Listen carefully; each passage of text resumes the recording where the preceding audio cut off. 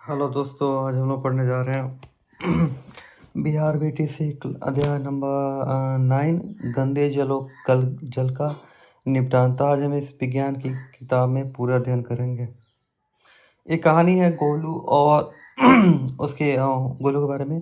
गोलू हमेशा की तरह अपने दोस्तों उत्पल और समी रवि के साथ स्कूल जा रहा था। रास्ते में अचानक उसका पैर केले के छिलके पर पड़ा।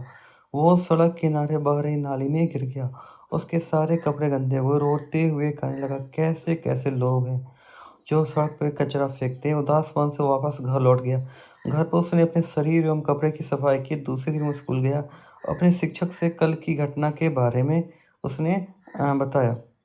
शिक्षक ने उसे सहानुभूति जताते हुए कहा, यह बात सच है, हम अपना घर काफ़ी पैसा खर्च करके बनाते, परंतु उस घर के गंदे जल एवं कचरे का निपटान का कुछ विचार नहीं करते। यह एक गंभीर समस्या, इसके लिए हमें खुद से जागरूक होना होगा, इसके प्रबंधन के उपाय करने होंगे। बच्चों से बात करते हुए शिक्षक महोदय ने कहा कि गंदे जल के निपटान के बारे में जानने से पहले हमें ये जान लेना चाहिए कि हम जल का उपयोग कहाँ कहाँ करते हैं और इसमें क्या क्या गंदगियाँ मिल जाती है। अब इसमें है कि अ, अवशिष्ट जल किसे कहते हैं। जहाग से भरपूर, तेल मिश्रित काले भूरे रंग का जल जो बर्तन धोने की जगह शौचालय, दुकान, होटल, लॉन्ड्री आदि से नालियों में जाता है, वो अवशिष्ट जल कहलाता है। क्या आपने कभी सोचा अवशिष्ट जल कहाँ जाता है और इसका क्या होता है? जल की सफाई करने की प्रक्रिया में जल के उपयोग से पहले हमें उस प्रदूषकों को अलग करना होगा। अवशिष्ट जल के उपचार की यह प्रक्रिया सामान्य रूप से वाहित मल उपचार कहलाता है। क्या आप जानते हैं विश्व जल दिवस 22 मार्च 2005 को संयुक्त राष्ट्र संघ ने 2005 से लेकर 15 की अवधि को जीवन के लिए जल पर कार्य के लिए अंतर्राष्ट्रीय दशक के रूप में घोषित किया गया है। वाहित मल क्या है? देखिए, वाहित मल होता है घरों, स्कूलों, होटल, अस्पतालों, उद्योगों, कार्यालयों और अन्य उपयोगों के बाद बहने वाला अवशिष्ट जल होता है। इसमें वर्षा जल भी शामिल होता है, जो तेज वर्षा के समय गलियों में बहता है। सड़कों और छतों से बहकर आने वाला वर्षा जल अपने साथ हानिकारक पदार्थ को ले आता है। वाहित मल द्रव रूपी अवशिष्ट होता है। उसमें अधिकांश जल होता है जिसमें घुले हुए और निलंबित अपद्रव्य होते हैं। ये अपद्रव्य संदूषक कहलाते हैं। ठीक है। अब इसके बाद कह सकते हैं कि हम कह सकते हैं कि वाहित मल जो होता है एक जटिल मिश्रण होता है। इसमें निलंबित ठोस, कार्बनिक और अकार्बनिक अशुद्धियाँ, पोषक तत्व, मृतजीवी और रोगवाहक जीवाणु और अन्य सूक्ष्म जीव होते हैं। देखिए, कार्बनिक अशुद्धियाँ क्या होता है, जैसे मानव मल मूत्र, जैविक अवशिष्ट पदार्थ, तेल, फल, सब्जी का कचरा, ये होता है कार्बनिक अशुद्धियाँ। अकार्बनिक अशुद्धियाँ होती है नाइट्रस, फॉस्फेट धातुएं, जीवाणु, हैजा और टाइफाइड आदि रोग उत्पन्न करने वाले और अन्य सूक्ष्मजीव, पेचिश आदि रोग उत्पन्न करने वाले।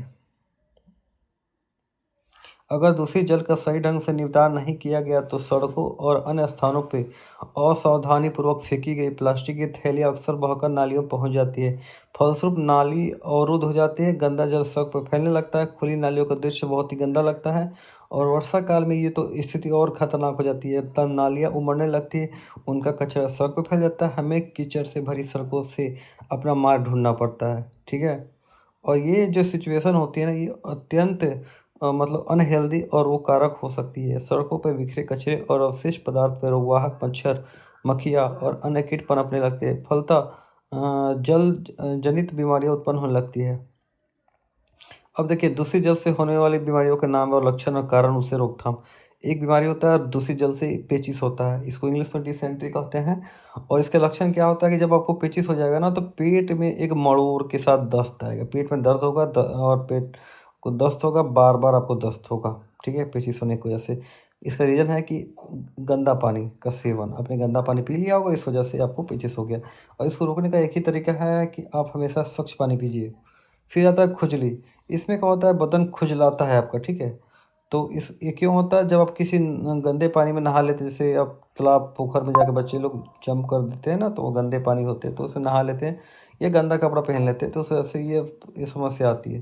तो इसका रोकथाम यही है कि आप हमेशा स्वच्छ जल का व्यवहार कीजिए और साफ कपड़े का उपयोग कीजिए। फिर उसके बाद हैजा। हैजा को इंग्लिश में डायरिया बोलते हैं। तो ये ज़्यादा इसमें आपको उल्टी होगा, ठीक है।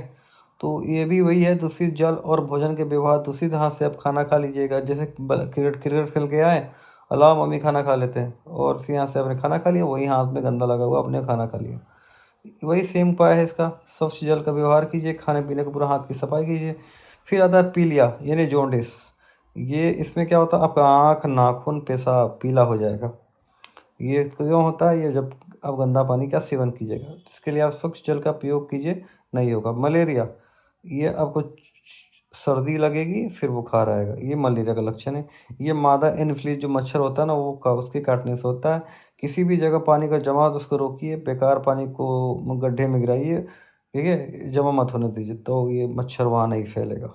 फिर अगला पॉइंट है मेनिंजाइटिस। इसको मस्तिष्क का ज्वर यानी दिमागी बुखार बोलते हैं। इसको बुखार लगना, और ये भी गंदा पानी पीने से होता है। और इसमें क्या होता है, पॉलीथीन से नाला जाम मत होने दीजिए, जहाँ भी पॉलीथीन देखिए उसको आप हटा दीजिए। नाले के पानी द्वारा खेत की सिंचाई ये सब से होता है, कीजिए। देखिए आपको सही पता है, जल से जितनी बीमारियाँ होती हैं ना, सब गंदा पानी की वजह से होता है। तो इसमें अनुपचारित मानव मल भी एक प्रमुख कारण है। आज हमारी जनसंख्या का बड़ा भाग खुले स्थान, नदी किनारे, तेल रेल की पटरियों, खेतों और अनेक बार सीधे जल स्रोतों में ही मल त्याग करता है। तो ये सब रोगों का एक आसान रास्ता बन जाता है। क्या आप जानते हैं, हर दिन दुनिया भर के पानी में 20 लाख टन सीवेज, औद्योगिक और कृषि कचरा डाला जाता है। 20 लाख, समझ रहे हैं। दुनिया की आबादी के 18% यानी 1.2 अरब लोगों को खुले में शौच के लिए जाना पड़ता है। बताइए क्या है यार। टॉयलेट अक्षय कुमार ने मूवी बनाया, उसको देख के लोग कुछ तो सीखे यार। 5 साल से कम उम्र के बच्चों की मौत का सबसे बड़ा कारण है जल वाली बीमारी। युद्ध सहित सभी तरह के हिंसाओं से मरने वाले लोगों से कहीं ज़्यादा लोग हर साल गंदा पानी पीने से मर जाते हैं। और 72 देशों के 14 करोड़ लोग आज भी गंदा पानी पीने को विवश हैं। साफ पानी नहीं मिल रही।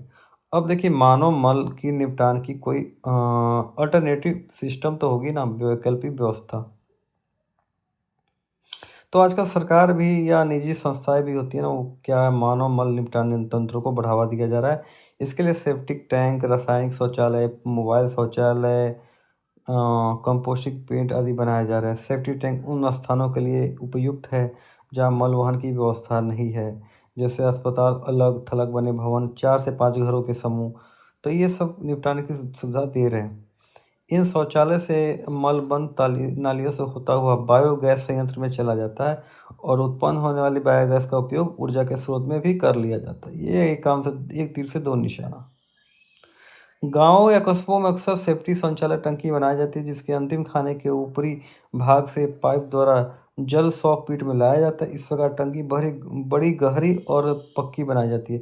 इसे अच्छी तरह से मजबूत ढक्कन से बंद किया जाता है। बहुत लंबे समय में इस टंकी में मल भर जाने पे इसे खाली करवाना पड़ता है। इन दोनों प्रकार की शौचालय की टंकियों से पेयजल का जो स्रोत होता है ना, कम से कम 20 से 30 फीट की दूरी लगाई जानी चाहिए, क्योंकि इन टंकियों से अंदर रिसकर हमारे जल स्रोत को भी गंदा कर सकते हैं। हम ऐसा दूषित जल पीने से विभिन्न प्रकार की बीमारी का शिकार हो सकते हैं। ये पिक्चर में देखिए, यह है शौचालय, ये है टंकी, ये है सॉकेट, ठीक है। देखिए, कस्बे और बड़े शहरों में बसने योग्य भूमि की कमी होती है। इस प्रकार की अधिक संख्या में शौचालय की टंकी और सॉकेट बनाना संभव नहीं है। इन बड़े शहरों में मानव मल और गंदा जल बड़ी भूगर्भ नालियों द्वारा घरों से एकत्रित करके सम्प हाउस द्वारा लाया जाता है, और सम्प हाउसों से ये जल उपचार संयंत्रों में ले जाकर उसे उपचारित कर दिया जाता है। उपचारित जल का उपयोग जो होता है ना, फसल की सिंचाई उद्योगों में किया जाता है। शेष जल को नदियों में गिरा दिया जाता है, ठीक है। क्या आप जानते हैं, हमारे राज्य और देश के बड़े शहरों में इस प्रकार की प्रणालियाँ हैं। कुछ बड़े शहरों में वर्षा जल निपटान के लिए अलग अलग भूगर्भ नालियाँ बनाई गई है। वर्तमान समय में वर्षा जल संचय और पुनः प्रयोग प्रयास किए जा रहे हैं। अपने प्रदेश में गंदे जल के निपटान की जो स्थिति है, वो देखिए, पटना में राजेंद्र नगर और कंकड़बाग के कुछ भागों में शौचालय से निकलने वाले वाहित मल के लिए एक निकास प्रणाली बनाई गई है। शेष अन्य जगह पे वाहित मल और अन्य गंदे जल के निपटान के लिए ही जल निकास प्रणाली। पटना में गंदे जल के निकास के लिए 3 प्रकार का नाला है। पहला पक्का नाला, दूसरा कच्चा नाला, तीसरा भूगर्भ नाला। भूगर्भ नालों में जगह जगह पे मेन होल होते हैं जो ढके होते हैं। ये मेन होल प्राय दो नालों के मिलन स्थल पे बनाए जाते हैं। नालों के मिलन स्थल पर चौकोर गड्ढा बनाया जाता है, इसे मेनहोल कहते हैं। जब गंदा पानी भूगर्भ नालों से होकर बहता है, तो तब गंदे पानी में निलंबित गंदे पदार्थ गड्ढे में नीचे बैठ जाती है, जिससे भूगर्भ भूगर्भ नाला से होकर पानी निर्बाध रूप से सभी भूगर्भ नालों से गुजरते हुए भूगर्भ बड़ा नाला में चला जाता है। समय समय पर मेनहोल के ढक्कन को खोलकर गाद को बाहर निकाला जाता है और शहर से दूर गड्ढों में डाल दिया जाता है। बड़े नालों से गंदे पानी का जो एकत्रीकरण जगह जगह पर अवस्थित पंप हाउस में किया जाता है। पंप हाउस के द्वारा इन गंदे जल का वितरण मोटर पंप द्वारा सीवरेज ट्रीटमेंट प्लांट में नालों के माध्यम से किया जाता है। पटना में बड़े नालों की संख्या वर्तमान में 9 है। भूगर्भ नालों का विस्तार पक्का नाला और कच्चा नाले से काफ़ी अधिक है। बहुत वर्ष पहले गंदे जल की निकासी पक्का नाला एवं कच्चा नाला द्वारा किया जाता था, जो खुला होता था, जिससे गंदगी और दुर्गंध फैलता था, जो रोग के प्रमुख कारक है। भूगर्भ नालों की व्यवस्था से अब स्थिति नहीं है। वर्तमान में पटना में 32 सैंप हाउस है और 4 सीवरेज ट्रीटमेंट प्लांट है। जो नाम बताता हूँ, सैदपुर पहाड़ी, बेऊर और करमली चक इन जगहों पे है। वाहित मल और गंदे जल का उपचार क्या होता है, इसके बारे में चलिए। वाहित मल युक्त गंदे जल में कई प्रकार के रोग फैलाने वाले जीवाणु और विषाणु होते हैं, जिससे पानी में घुलित ऑक्सीजन इन जीवाणुओं के द्वारा लिए जाने से ऑक्सीजन की मात्रा बहुत कम हो जाती है। इसके लिए पानी के उपचार के लिए यह ध्यान दिया जाता है कि इन सभी जीवाणुओं को नष्ट कर दिया जाए। ऑक्सीजन की खपत कम होगी, इसलिए गंदे जल को ग्रेट चैम्बर में डालकर उसके ठोस पदार्थों का अवक्षेपित किया जाता है और रासायनिक विधियों के द्वारा सभी जीवाणुओं से मुक्त किया जाता है। उपचारित जल में हवा के झोंके से ऑक्सीजन को पानी में घुलाया जाता है।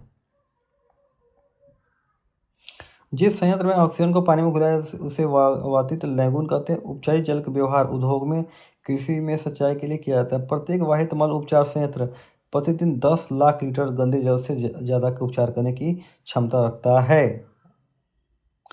हाँ, उदाहरण के लिए पटना के सैदपुर में यह संयंत्र प्रतिदिन 4 से 5 करोड़ लीटर गंदे जल का उपचार करता है। हमारे प्रदेश में पटना, भागलपुर, बक्सर, छपरा वाहित मल उपचार संयंत्र है।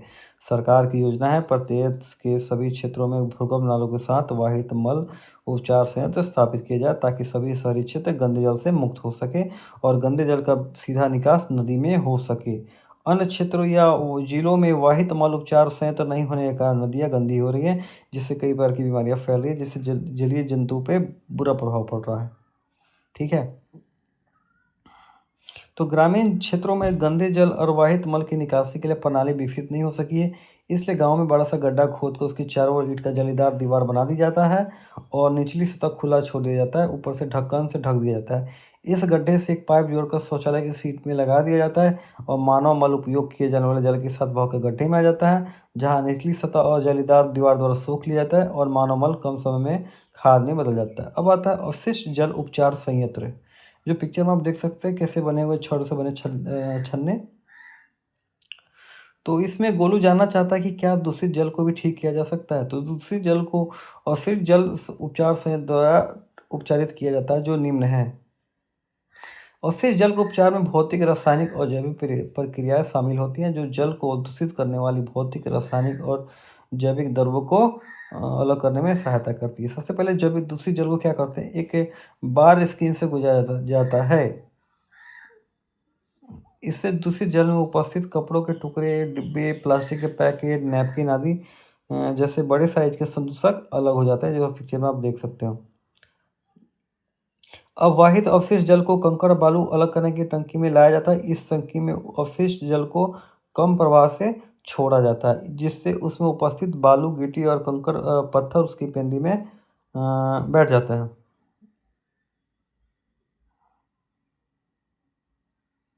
अब जल को एक ऐसी बड़ी टंकी में लाया जाता है जिसका पेंदा बीच के भाग की ओर ढलान वाला होता है और जल को टंकी में कई घंटों तक रखा जाता है। जल ठोस उसकी पेंदी में बैठ जाता है और इन अशुद्धियों को खरोच कर बाहर निकाल लिया जाता है। ये अपांक जल में तैरने वाले तेल और ग्रीज अशुद्धियों को हटाने के लिए साफ किया गया। अब अपांक को एक अलग टंकी में ले जाया जाता है, वहाँ अवायवीय जीवाणुओं द्वारा अपघटित हो जाता है। इस प्रक्रिया में उत्पन्न होने वाले बायोगैस का उपयोग ईंधन के रूप में विद्युत उत्पादन के लिए किया जाता है। निम्नलिखित जल में पंप द्वारा वायु को गुजारा जाता है, जिससे वायवीय जीवाणुओं की वृद्धि होती है। ये जीवाणु निम्नलिखित जल में अब बचे हुए मानव अवशिष्ट पदार्थों और खाद्य अवशिष्ट और साबुन और अन्य अवांछित पदार्थों का उपभोग कर लेते हैं। कई घंटों के बाद जल में निलंबित सूक्ष्म जीव टंकी की पेंदी में सक्रिय अपांग के रूप में बैठ जाते हैं और शीर्ष भाग से जल को निकाल लिया जाता है। असंकित अपांग लगभग 97% जल है। जल को बालू बिछाए गए शोषण तलों और मशीन द्वारा हटा लिया जाता है। शुष्क अपांग का उपयोग खाद के रूप में किया जाता है, जिससे कार्बनिक पदार्थ और पोषक तत्व पुनः मिट्टी में वापस चले जाते हैं। उपचारित जल में अल्प मात्रा में कार्बनिक पदार्थ और निलंबित तत्व होते हैं, अल्प मात्रा में होते हैं। इसे समुद्र और नदी अथवा भूमि में विसर्जित कर लिया जाता है। प्राकृतिक प्रक्रिया इसे और अधिक स्वच्छ कर देते हैं। अब जल को वितरण करने से पहले इसे क्लोरीन और ओजोन जैसे रसायनों से रोगाणुरहित कर लिया जाता है। क्या आप जानते हैं कि सिंधु घाटी जो सभ्यता के बारे में सुनते हैं, हड़प्पा मोहनजोदड़ो सबसे प्राचीन सभ्यता में से एक है। ये संभवतः विश्व का पहला शहरी स्वच्छता संयंत्र यहीं विकसित हुआ था। शहर में स्थित प्रत्येक घर कुएं से जल प्राप्त करते थे। स्नान के लिए अलग कक्ष होता था और व्यर्थ जल जो होता ना तो बंद नालियों से बाहर निकलने का प्रबंध था, जो प्रमुख सड़कों और गलियों से बना होता था। ईंटों का बना यह सबसे पुराना शौचालय लगभग 45 वर्ष पुराना है। ये देख रहे हैं। बिहार की वर्तमान राजधानी पटना मगध साम्राज्य की राजधानी पाटलिपुत्र है। मौर्य और गुप्त काल में यह शहर काफ़ी विकसित थी। उस समय जल निकास की व्यवस्था काफ़ी अच्छी थी। अब आते हैं हम एक जागरूक नागरिक कैसे बने। सबको जागरूक नागरिक की भूमिका निभानी होगी। यदि किसी घर से अगर वाही जल और पारपड़ोस में गंदगी फैल रहा है तो हम उसे नागरिकों के प्रति संवेदनशील होने का निवेदन करना चाहिए। हमें सार्वजनिक जगह पे साफ सफाई करने में योगदान देना चाहिए। हमें अपना कचरा जो है ना कूड़ेदान में डालना चाहिए। इस प्रकार यदि सभी लोग मिलजुल कर काम करें तो बहुत कुछ हो सकता है। हमारा घर, विद्यालय, अस्पताल, सड़कें, अन्य सार्वजनिक स्थल स्वच्छ और सुंदर बन सकते हैं। तो ये सब कुछ चैप्टर मैंने आपको पढ़ाया और ये कुछ वर्ड है इंग्लिश में, आप देख सकते हैं। इसको बच्चों को याद करना सही रहेगा, क्योंकि याद कर लोगे तो जितना याद करोगे उतना ज़्यादा इंग्लिश आपका स्ट्रॉन्ग होगा। और इस चैप्टर में आपने क्या सीखा?